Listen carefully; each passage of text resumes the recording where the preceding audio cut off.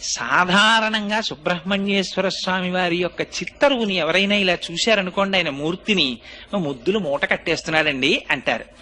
ఎంత అందంగా ఉంటాడంటే ముమ్మూర్తుల వాళ్ళ అమ్మగారి పోలిక. అంటే మరో మాటలో చెప్పాలి అంటే పార్వతీదేవి పోలిక.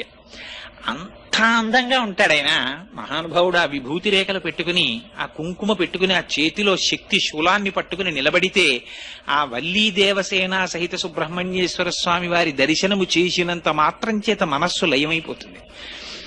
అయితే అనేకమైనటువంటి దేవతాంశములు జన్మించాయి.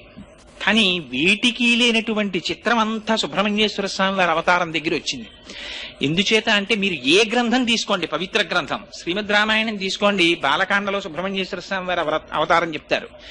భారతం తీసుకోండి, సుబ్రహ్మణ్యేశ్వర స్వామి వారి గురించి చెప్తారు.